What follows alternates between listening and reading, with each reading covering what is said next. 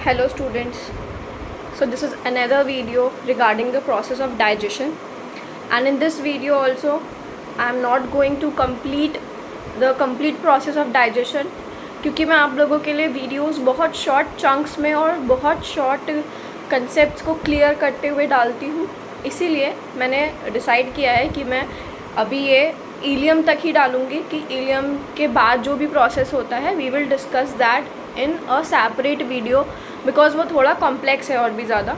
And ileum के अंदर जो भी काम चलता है वो सारा का सारा जो प्रोसेस चलता है वो थोड़ा ज़्यादा कॉम्प्लेक्स है और बहुत इंपॉर्टेंट भी है। क्वेश्चन बहुत बनते हैं उसमें से, तो इसलिए मैंने सोचा है कि मैं उसके लिए एक सेपरेट वीडियो लेकर के आऊँगी आपके लिए, ठीक है। तो राइट नाउ मैंने इससे पहली वाली वीडियो में आप लोगों को डाइजेशन के बारे में क्लियर कर दिया था, क्या क्या ऑर्गन्स और कौन कौन सी ग्लैंड्स वहाँ पे पार्टिसिपेट करती हैं। दिस मच हम क्लियर कर चुके हैं। यहाँ पे अब हमें पढ़ना है कि जर्नी क्या रहती है फूड पार्टिकल की जब वो हमारे माउथ में जाता है, उसके बाद उसके साथ क्या क्या होता है, ठीक है। सबसे पहले आपने फूड एनगल्फ करते हैं हम। सबसे पहले फूड जाता है हमारे माउथ के अंदर। आपको पता है we take food at solid particle, we are holozoic organism. आपने लाइफ प्रोसेस में पहले पढ़ा होगा। अगर आप लोग चाहते हो कि मैं उसके ऊपर भी सेपरेट वीडियो डालूँ तो आप मुझे कमेंट कर सकते हो, मैं उसके ऊपर भी एक सेपरेट वीडियो बनाकर डाल दूँगी कि न्यूट्रिशन कितने टाइप का होता है। तो we are holozoic. So food particle हमारे माउथ में जाता है। माउथ में जाने के बाद सलाइवा के अंदर एक एंजाइम होता है जिसका नाम होता है सलाइवरी एमाइलेज। क्या नाम होता है उस एंजाइम का? Salivary amylase. इस सलाइवरी एमाइलेज का काम होता है स्टार्च को माल्टोज में कन्वर्ट कर देना। अब ये स्टार्च क्या होता है और ये माल्टोज कौन है? स्टार्च क्या होता है? स्टार्च एक टाइप का कार्बोहाइड्रेट है। अब कार्बोहाइड्रेट क्या होते हैं? कार्बोहाइड्रेट हर वो मॉलिक्यूल होता है जिसके पास कार्बन, हाइड्रोजन एंड ऑक्सीजन, ये तीन चीज़ें होती हैं। हम उसको एक कार्बोहाइड्रेट कह देते हैं, जैसे कि glucose. Glucose is the simplest carbohydrate, ठीक है। आपने लाइफ प्रोसेस चैप्टर में फोटोसिंथेसिस पढ़ा होगा, उसके अंदर आपने देखा होगा कि कार्बोहाइड्रेट का फॉर्मेशन हो रहा था। The formula of that carbohydrate that is glucose क्या था? C6H12O6, ठीक है। ऐसे ही स्टार्च भी होता है। स्टार्च कैसे फॉर्म होता है? जब बहुत सारे ग्लूकोज मॉलिक्यूल्स और आई मस्ट से कि 3 to 4 ग्लूकोज मॉलिक्यूल्स कंबाइन होते हैं तो वो एक स्टार्च का मॉलिक्यूल बना देते हैं। स्टार्च के बाद स्टार्च जो होता है वो थोड़ा कम्प्लेक्स फॉर्म होती है, ठीक है, and it is converted into its simpler form, जो कि स्टार्च के थोड़ी सिंपलर फॉर्म है, यानी कि it is converted into maltose. Now this maltose can be converted into glucose. मैंने आपको डाइजेशन वाली वीडियो में क्लियर कर दिया था कि हमें जो फूड होता है उसको सिंपलर फॉर्म में कन्वर्ट करना है। अब डायरेक्टली स्टार्च को ग्लूकोज में कन्वर्ट नहीं कराया जा सकता, ठीक है। हमारी बॉडी काम थोड़े थोड़े स्पैन में करती है। पहले वो स्टार्च को माल्टोज में तोड़ेगी, माल्टोज कन्वर्ट हो जाएगा ग्लूकोज में, and glucose is the only entity जो हमारी बॉडी कार्बोहाइड्रेट के फॉर्म में एब्जॉर्ब कर सकती है। क्या सिर्फ स्टार्च ही एक कार्बोहाइड्रेट होता है जो हम खाते हैं? नो, बहुत सारे कार्ब्स होते हैं जो हम लेते हैं अपनी डेली लाइफ में। जैसे आप मिल्क के अंदर कौन सा कार्ब होता है? मिल्क के अंदर होता है लैक्टोज। कौन सा कार्बोहाइड्रेट पाया जाता है? लैक्टोज। लैक्टोज क्या होता है? लैक्टोज के बारे में एक इंटरेस्टिंग फैक्ट है, वो मैं आपको बताऊंगी अभी। पहले हम वीडियो को ही कंटिन्यू करते हैं। तो सबसे पहले क्या हुआ? सलाइवरी एमाइलेज एंजाइम आया, उसने स्टार्च को माल्टोज में कन्वर्ट कर दिया। अब जो आपका फूड है वो मूव करता है इनटू द फूड पाइप। जब वो फूड पाइप में मूव करता है तो वो एक स्पेसिफिक मूवमेंट से मूव करता है। उस स्पेसिफिक मूवमेंट को एक नाम दिया गया है बच्चों, उसको हम बोलते हैं पेरिस्टाल्टिक मूवमेंट। एक जिगजैग मूवमेंट होता है, जैसे आपने कभी स्नेल को चलते हुए देखा होगा कैसे आगे पीछे होके चलता रहता है ना, ऐसे ही जिगजैग मूवमेंट में वो चलता है ना। तो वैसे ही फूड एकदम से नीचे नहीं ड्रॉप हो जाता कि ऊपर से कोई सामान आया वो नीचे धम जैसी जाके पेट में गिर गया। नो, स्क्वीजिंग मूवमेंट के साथ में फूड जो है वो स्टमक में एंटर करता है। ओके, स्टमक में जाने के बाद स्टमक क्या करता है? स्टमक गैस्ट्रिक जूसेस रिलीज़ करता है। क्या रिलीज़ करता है? गैस्ट्रिक जूस रिलीज़ करता है। अब एक बात देखो, बच्चों मेरी ड्राइंग पर मत जाना, ये तो मैंने बस आपको समझाने के लिए साइड में ड्रॉ कर दिया है। यहाँ पर स्टमक के अंदर मैंने 3 तो रेड कलर से लिखे हैं जो जूसेस हैं, एंड मैंने एक जो लिखा है वो ब्लैक से लिखा है। इसका रीज़न क्या है देखो। सबसे पहले तो मैंने आपको एक एंजाइम के बारे में बताया अभी, सलाइवरी एमाइलेज। आपने देखा कि वो स्टार्च को माल्टोज में कन्वर्ट करा रहा था। यहाँ पर एक बात मैं आपको बता दूँ, जिस भी वर्ड के लास्ट में बायोलॉजी में, जिस भी टर्मिनोलॉजी के लास्ट में एज लगा होता है, आप समझ जाना कि वो एक एंजाइम है। वहाँ पर एक एंजाइम की बात हो रही है। किसकी बात हो रही है? एक एंजाइम की बात हो रही है, ठीक है। यहाँ पर ये लाइपेज एंजाइम जो होता है ये हमारा माउथ रिलीज़ करता है, स्टमक रिलीज़ नहीं करता। एनसीईआरटी के अंदर आप देखना गैस्ट्रिक जूसेस में म्यूकस, HCl और इनएक्टिव पेप्सिन ही लिखा होता है, लाइपेज अलग से लिखा होता है। इसका रीज़न क्या है? देखो बच्चों, माउथ लाइपेज को रिलीज़ तो कर देता है, एंड लाइपेज एक एंजाइम है, और एंजाइम ना बहुत ज़्यादा मूडी किस्म के होते हैं।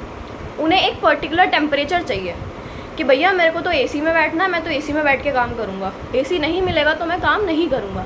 एंजाइम जितने भी होते हैं वो बहुत मूडी होते हैं, उनको एक पर्टिकुलर टेम्परेचर चाहिए, एक पर्टिकुलर कंडीशन अप्लाइड होती है उनके लिए, वो उसी कंडीशन में अपना काम परफॉर्म करेंगे। अगर उनकी वो कंडीशन फुलफ़िल हो गई तो वो काम करेंगे, वरना वो अपना काम नहीं करेंगे। तो माउथ लाइपेज को रिलीज़ तो कर देता है, लेकिन माउथ के अंदर लाइपेज एंजाइम को एक ऑप्टिमम टेम्परेचर नहीं मिल पाता अपना काम करने के लिए, ठीक है। काम करने के लिए उसको एक ऑप्टिमम टेम्परेचर नहीं मिल पाता, एक ऑप्टिमम एनवायरनमेंट नहीं मिल पाता, तो अपना काम वो स्टमक में जाके करता है। अब वो स्टमक में जाके क्यों अपना काम कर रहा है? माउथ में क्या दिक्कत आ रही थी उसको? दिक्कत ये आ रही थी कि स्टमक के अंदर जैसे ही HCl रिलीज़ होता है, स्टमक का जो pH होता है वो एसिडिक हो जाता है। pH क्या होता है?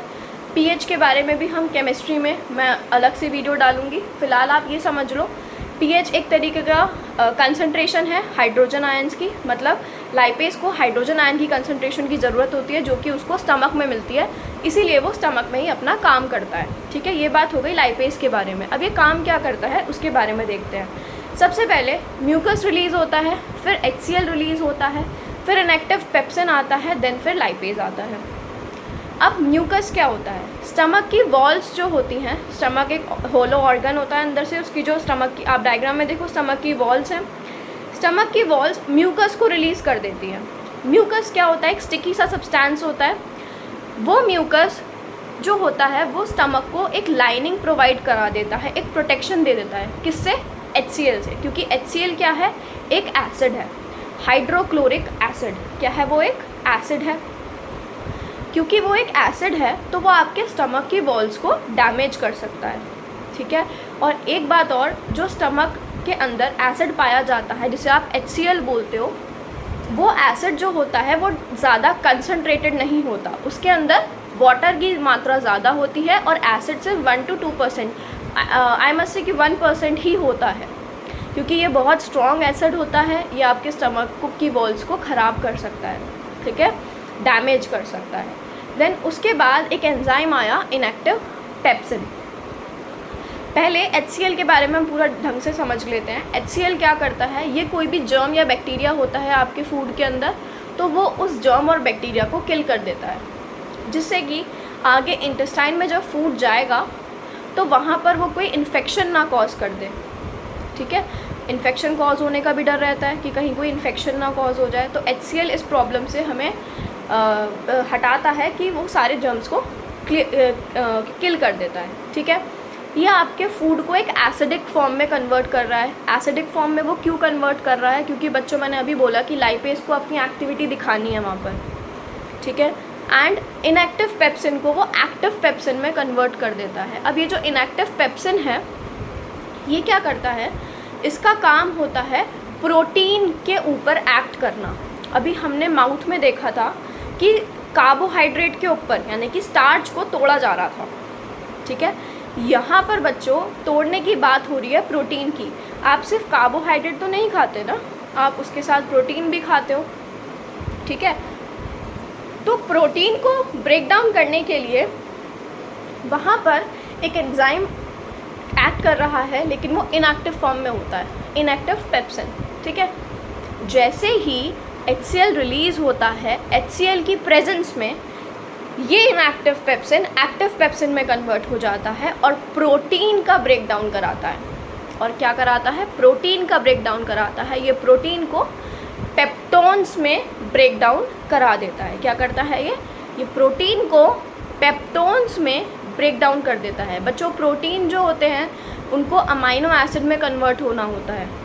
प्रोटीन की सबसे सिंपलर फॉर्म होती है अमाइनो एसिड। यहाँ पर भी देखो हमारी बॉडी ने अभी बहुत दिमाग से काम लिया है, डायरेक्ट उसने अमाइनो एसिड नहीं हमें दे दिया, वो टुकड़ों टुकड़ों में वो काम कर रही है जिससे कि उसकी हमारे बॉडी के ऑर्गन्स पे बर्डन ना पड़े। तो इसीलिए सबसे पहले प्रोटीन पेप्टोन्स में टूटेंगे, ठीक है। तो पेप्सिन क्या करता है? वो प्रोटीन को पेप्टोन्स में ब्रेक डाउन करा देता है। एंड लाइपेज क्या करता है? लाइपेज फैट्स को, जितना भी आप फैटी चीज़ें खाते हो, वो फैट को फैटी एसिड में कन्वर्ट करा देता है, ठीक है। तो स्टमक के अंदर दो चीज़ों का डाइजेशन हमने देखा है, प्रोटीन का और फैटी एसिड का, ठीक है। अब आपका फूड जब स्टमक से पास होता है तो वो एसिडिक मीडियम का हो गया है क्योंकि उसके अंदर HCl मिक्स हो चुका है। मैंने अभी बोला HCl एक एसिड है, ठीक है। इस फूड को ये जो अब आपका फूड जो स्टमक से पास ऑन होगा, इसको हम बोलते हैं half digested food which is known as chyme. ये काइम जो होता है ये अब स्मॉल इंटेस्टाइन में एंटर करेगा। बच्चों, मैंने आपको बताया था कि स्मॉल इंटेस्टाइन के 3 पार्ट्स होते हैं, डियोडिनम, जेजुनम एंड इलियम। फूड जो होता है वो, और नाउ आई मस्ट से, जो काइम है वो इन तीनों पार्ट से क्रॉस होगा और इन तीनों इंटेस्टाइनल कंपार्टमेंट्स या फिर इन तीनों इंटेस्टाइनल पार्ट्स के अंदर इनके अपने अपने फंक्शन होते हैं। ये अपने अपने तरीके से हेल्प करते हैं डाइजेशन को कराने में, ठीक है। कैसे हेल्प कर रहे हैं देखो, अभी हमारा फूड एसिडिक है। अब आप सोचो कि स्टमक के अंदर तो HCl से प्रोटेक्शन म्यूकस ने दे दिया, अब जब फूड हमारा इंटेस्टाइन में जाएगा तो तब क्या होगा? वहाँ इंटेस्टाइन की वॉल्स को कौन प्रोटेक्शन देगा भाई? तो इसके लिए डियोडिनम के अंदर जैसे ही फूड जाता है वहाँ पे हाइड्रोजन कार्बोनेट आयन रिलीज़ हो जाते हैं। ये हाइड्रोजन कार्बोनेट आयंस आपके फूड को अल्कलाइन फॉर्म में कन्वर्ट कर देते हैं। अल्कलाइन फॉर्म का क्या मतलब है? जब एक ऐसी चीज़ में कन्वर्ट कर देना जिसकी जो एसिडिक नेचर है वो ख़त्म हो चुका है या फिर वो एक बेसिक फॉर्म में कन्वर्ट हो चुका है। अल्कलाइन के बारे में जब हम acid base and salt chapter अगर हम पढ़ेंगे तो मैं उसके अंदर और डिटेल में बताऊंगी। फ़िलहाल सिर्फ मैं बेसिक ले रही हूँ क्योंकि हम बायो पढ़ रहे हैं। तो अल्कलाइन फॉर्म में कन्वर्ट करा देगा एंड देन उसके बाद फूड एंटर करता है जियोजिनम में। जेजुनम के अंदर कोई भी काम नहीं होता, ये बिल्कुल आराम से बैठता है, सिर्फ फूड इसके पास आता है, ये उसको आगे पास ऑन कर देता है, इसका और कुछ काम नहीं होता। ये फूड पहुंचता है फिर इलियम के अंदर। जब फूड इलियम के अंदर पहुंचता है तो वो हाफ डाइजेस्टेड हो चुका है, उसका एसिडिक मीडियम भी दूर हो चुका है।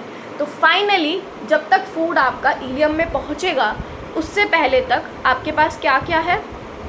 आपके पास प्रोटीन्स हैं जो कि पेप्टोन्स में कन्वर्ट हो चुके हैं, स्टार्च है जो कि कार्बोहाइड्रेट में जो कि आपका माल्टोज में कन्वर्ट हो चुका है।